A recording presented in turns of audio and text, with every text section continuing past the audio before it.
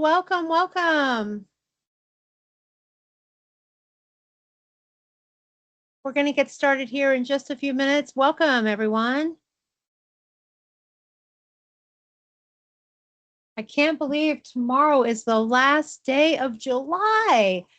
The year is actually getting ready to be over. Welcome, everyone. Welcome. All right, I am going to get started. A few people may join in as we go along, but I'm a firm believer in always starting on time and ending on time. And when we're talking about ending on time, that's truly what this session's about today. It's about finishing the year strong. Half the year is over, and you can get a little overwhelmed when you start looking at all of the things you have to do. And so, how do we finish the year strong without trying to fix everything about us? That's what today's webinar is. And it's really just a taste of what you can do for yourself and your organization to think about where you can measure success by the end of the year. So while we wait, I would love to hear from a few people. Feel free to type it in chat. How are you arriving? Like, what describes your energy as you're coming into this first part of the year? And you can send those chats to me anonymously. You can put it in front of the whole group. Oh, I'm getting a couple in here. Oh, excited. Oh, super excited about it. I actually am excited too. It's been a really exciting year. Confident. Good. So confident. Hopeful. Yeah, hopeful. That's important to feel like there's things ahead and looking forward to the projects you're working on and being excited about what's coming next. Tired. I have a couple of people saying tired. Yes. Uh, it has been exhausting. The heat has been really hot, and it does make a difference as you're thinking about the tasks you have to do and all the things you have to get done. Yes, I am caffeinated. Yeah, if that was your response for me, I'm always caffeinated because I want to have that energy and I feel engaged in it. I appreciate you guys sharing. Thank you for those that joined.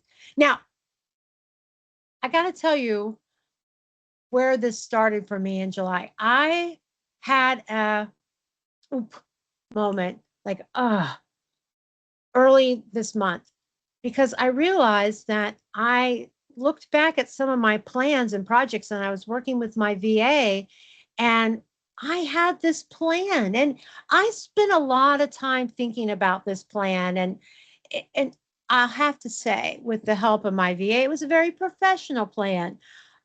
I was going to host a webinar every other month. And then I realized that it was July and I hadn't hosted one yet. And you know that moment where you're just like, I had this goal. I had this dream. I had this vision. I had these plans, but yet time just keeps passing on, even if I'm not ready to go with it. And that's when I thought, you know what? Maybe I don't have to do that same plan. That's when it's time to do a reset and think about what's really going to make a difference. Some of the things that we plan in the beginning of the year may not have as much impact for the rest of the year. Because here's what happens. We get into this mid-year trap. Half the year is gone. And then we get this sudden like urgency about us. And we start stressing about things like our forgotten goals or projects that were supposed to be done by July or August that haven't even started yet. Conversations that we know we need to have, they're just weighing on us. And then sometimes it's not our own fault. All of a sudden, priorities change, opportunities shift. And so suddenly, what seemed like a goal in the beginning is not as needed later on. And what happens often to us, especially as we think about development, for ourselves and in our professional lives and our teams is anything that was more about growth and not just getting things done slowly gets shifted to the side. And we get this like thought in our head is like, is there any way that I could get this done by the end of the year? Is there any way that I could come up with a way of maybe not sleeping, getting up at 4 a.m., staying at work till 10 and get things done? And that's not a healthy way to think. It's not a healthy way to think about you. And it's definitely not a healthy way to think about your team. So there's some ways to think about this a little differently. And there's better questions that you can ask. Not, oh, what's wrong with my team? What's wrong with me? Why didn't we get this done this year?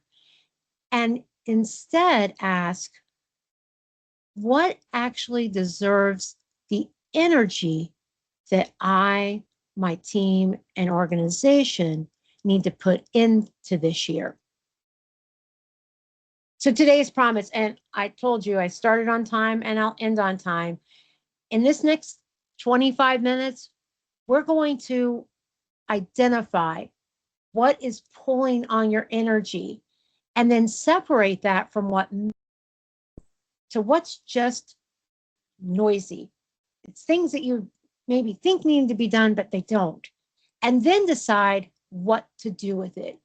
Is it something to pull, manage, water, or let sit? And then we're going to choose by the end of the session a clearish next move. I say ish a lot because I like to have flexibility. So we're putting that clearish as part of that process. The goal is to finish strong, better, not trying to fix and finish everything. So I'm using a garden metaphor. And in my book, I talk about how much time we spend pulling the weeds on ourselves instead of being focused on what flourishes. And it's funny that I use a garden metaphor because I cannot grow anything. If I had to have a garden, I would struggle because it's that consistency in maintaining it that's a struggle for me. And that means it also is a struggle for me personally. So this garden metaphor really helps me see clearly what I need to work on. Is it a weed? Is it things that I do that really drain my energy? They need to be managed because otherwise they can go out of control. But do they compete with what actually matters? Is it the plants, things that have real value, create real impact, our growth potential, or align to our purpose? Or is it the soil itself? That's our capacity, our energy, our focus, our time, our health, our attention. When we start to think about all of the things going on in our garden of life, it's clear to see which one of these fits, because then you can determine how to manage it more effectively. Because I promise you, as overwhelming as your to-do list may look, not everything on it is a weed. A weed is something that's unfinished. A weed is something that pulls energy from what stops you growing. But some things need to be pulled, and some weeds need to be managed, and some things in your life need to be watered. So a weed could be a noisy distraction that just keeps hitting at you and keeps you unfocused from what you're doing. It could be that you have to add capacity and growth. So a weed could be taking away from where your energy or focus could be somewhere else. You could have a strong seed of growth that needs to be watered and needs attention, or a plant that needs to just add extra tasks to get done and get completed and fulfill its purpose. So we are going to use a weed filter to really understand how to weed the garden, because it's really simple. It's aligned to purpose. But more importantly, it makes you focus deliberately and intentionally on what you're trying to do to can create an impact and what you're trying to do that needs to be released. Oh, I appreciate the comments about how weedy a garden can get. Thank you. Absolutely. So the W is the first question. What's pulling your energy? This is where you can list, and it can be fun, it can be exhausting. List it all. List the goals, list the projects, any distraction, any habits, any unfinished items that need your attention. Evaluate with the E, the impact. Does it have an impact at all? Is it affecting your credibility, people's trust in you, your actual energy, outcomes, your well being? And then examine the urgency. And this is something that we often neglect to do. We set goals and we set priorities and we set projects that need to be done. But once we look at the actual impact, is it something that needs to be done now? If it waits, is it fatal, costly, or is it really just something that's noisy? It's just something that's nagging at you that needs to be handled. And then finally, the D, where you can decide whether to pull it, to manage it, to water it, or just let it sit. Some things can just sit. So let's start with this W and kind of break it down a little bit more. When you think about the what, think about what's taking up space. Could it be a goal, a project, a habit, a growth area? This is not a time to judge it. You're not going to sit and say, oh, this is a good goal, this is a bad goal, this is a project I wanted to do, and now I don't. At this point, you are just releasing. You're making a list. Just name it. Because clarity really does start when we stop being vague with the pressure and really name what's actually taking up space. Then in the E, and evaluating the impact, you can look at that credibility, trust, energy, outcomes, well-being, and you can rate it on a scale. How much credibility is this?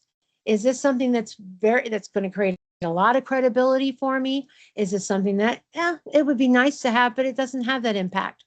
It's thinking about these webinars. I had this reflection when I was working with my VA. The reason I want to do the webinars is I want to get my message out. By doing it consistently, it creates credibility. So it brings up a credibility trust. It brings up outcomes because I'm hoping that people see it. So I can measure each one against this by evaluating each of those lists, each of those items on my list. But then I have to examine the actual urgency. There was really only one person that knew I had to do these webinars, and that was my VA, Dora. So the urgency was internal and external from Dora. I didn't make a big announcement until now on LinkedIn or any other platform that I was going to be doing these webinars. So before, the urgency was not very high. But now that I've made this announcement and I'm putting out this first one, it's now increasing the urgency. Is it fatal? Is it fatal to my career, fatal to my relationships, fatal to my business? It's probably not fatal, but it does have an impact, and it could be costly. It could cost my credibility.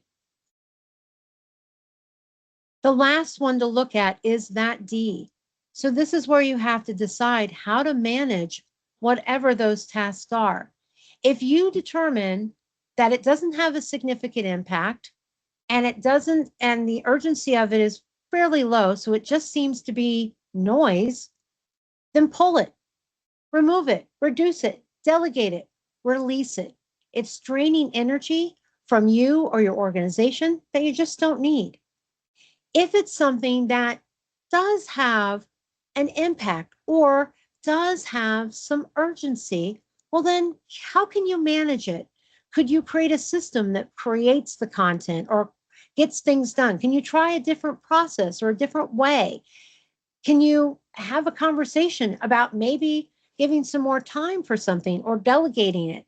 This is where we talk about the soil and look at ways to manage that soil with capacity. If you have a project that needs to be done, maybe there's some ways you can look at some of the other projects you're doing and say, I'm going to release those to open up that capacity so that I can complete this. That's managing it. When you talk about investing and watering it, it means doing something with the mindset of growth. This has value, this has purpose. So I'm going to learn something from this task. There's a lot of different tasks you can do, but when you change your mindset to how can I grow with it, then it shifts where the urgency, the impact is. Maybe it's not very impactful to the business, but really could impact your growth and development for the future. And then if you look at it and it's like, well, I know it's something that we should do. It could have an impact later. There's not really a sense of urgency, but I don't want to not do it. Then maybe it's delaying it with intention. Maybe it's looking at, I'll change it next year. You can even do this with your own personal goals as well. If you're thinking about, okay, I want to be healthier in my eating.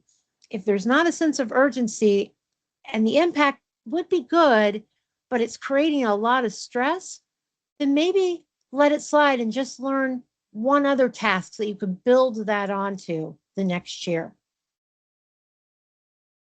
So for a guided practice for you, this is what I want you to take away. I am going to send an actual takeaway tool for you to use. And this tool is going to go through how to figure these out for yourself. So I want you to, in your mind, just pick one item and run it through the filter. Think about something that's currently really pulling your energy and write it down. I'm going to give you a couple of seconds to do that, and you're free to share it in chat if you want, but you don't have to.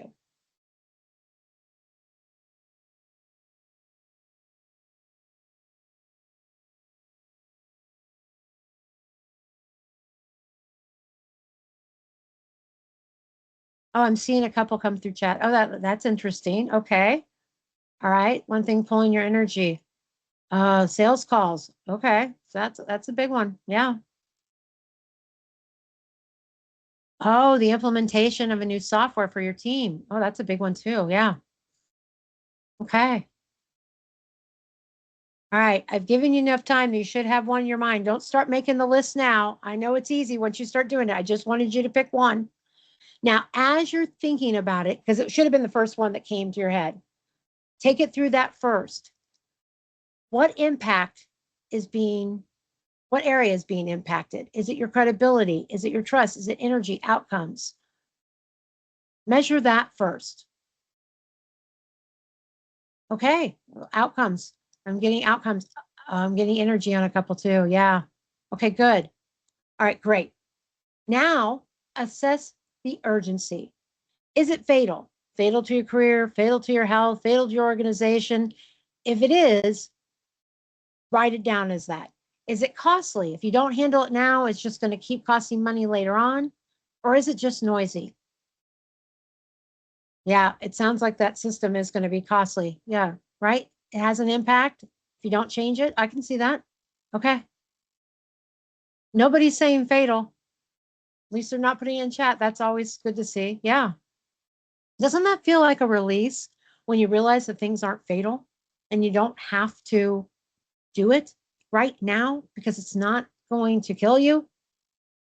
Okay. All right. Last one.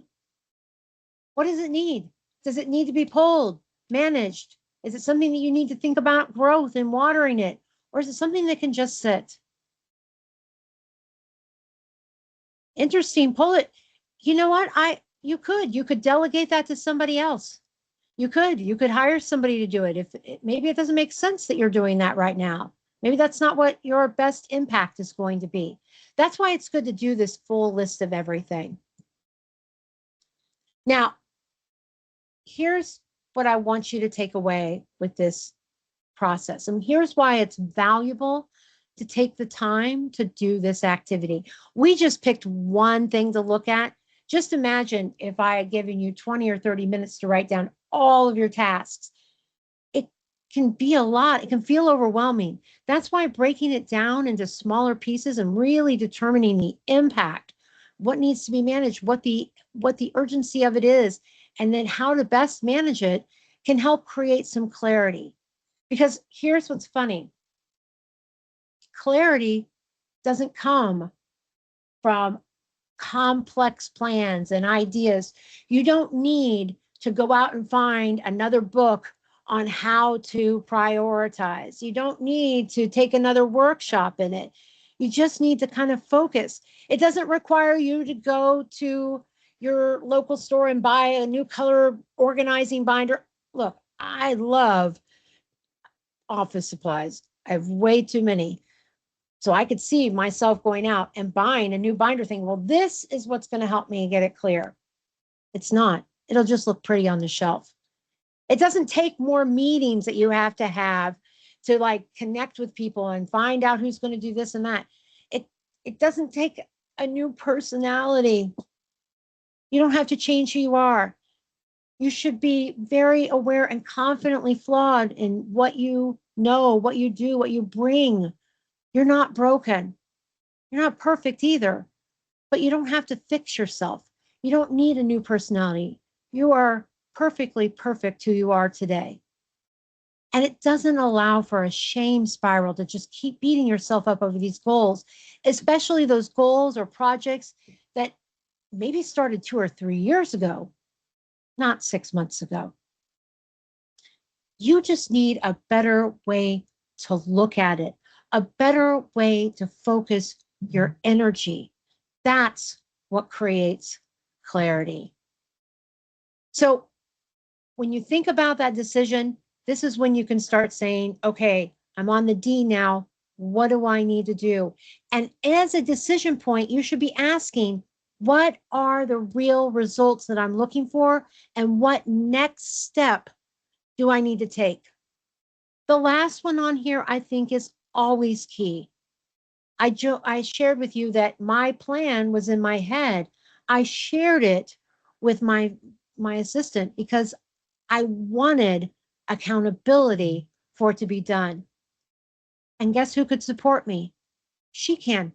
But you have to be willing and open to ask for help and have somebody hold you accountable, even if it's something that's a personal thing that you're working on. And the focus plan is in the handout that you're going to get. So it'll walk you through that tool because you want to have actual measurable steps as you're looking for ways to develop. And the reason I say make it clearish is because I think there needs to be some flexibility in that planning because reality is priorities do shift. Noise does come around. Weeds can take over. So if you're clearish and you have it very clear and have clarity on what you want to do, what are you focused on? You know what the impact is. You've already done the work to process that. You know that it's essential. It's something that's going to be different. It has a sense of urgency. You've got your action steps. You know what you're going to do.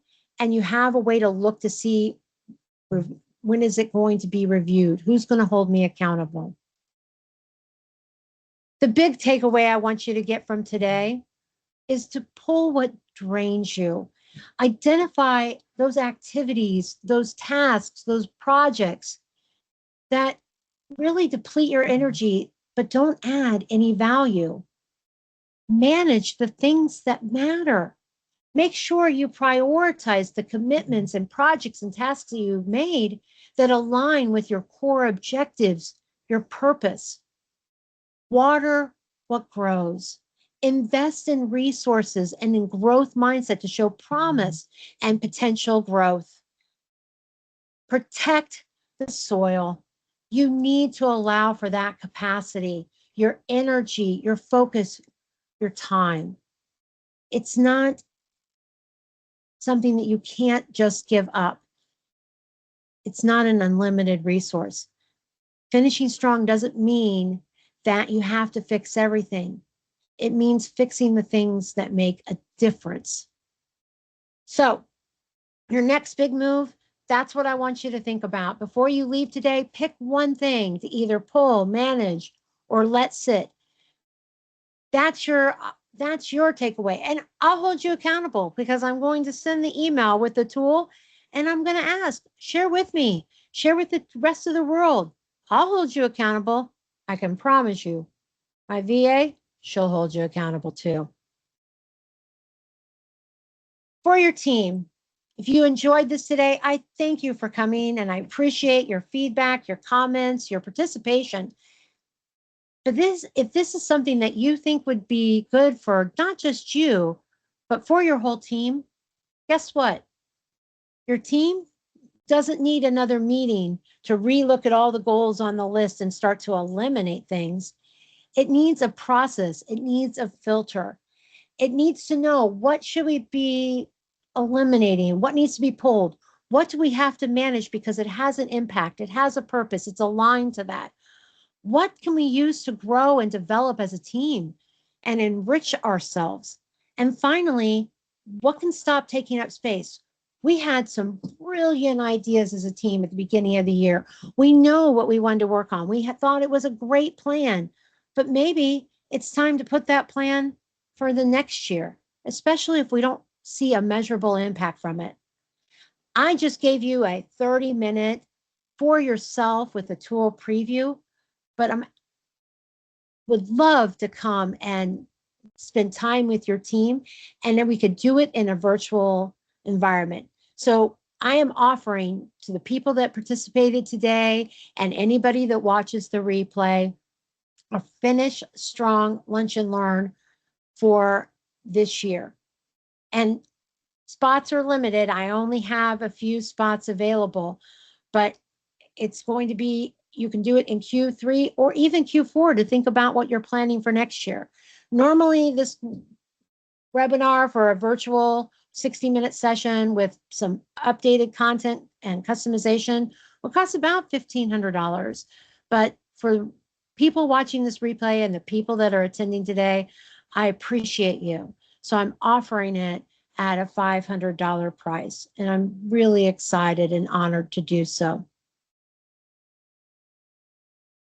Thank you so much for joining today. I just honored and appreciate how many of you have read my book and have given me comments about it. You can, if you haven't read the book and want to learn more about pulling the weeds or understand how you're not a renovation project, or even worse, get off the hamster wheel of self-improvement, you can order it from Amazon, and I have the link in the email that comes out with this replay. But I want you to take these key things away. Remember, not everything in your garden is a weed. You can't just scrap the whole garden. You got to decide what needs to really be dealt with. Some things need to be pulled. Some things need to be managed. Some things need to be watered and enriched. The content and concepts from today came from my book, Confidently Flawed. Thank you so much for joining. It was nice seeing everyone. Hope to see you again in the next webinar. Bye. Bye. Thank you. Bye. Thank you. Bye. Goodbye. All right. Bye. Thank you. Thank you. Oh, absolutely. Thank you. Bye. Bye.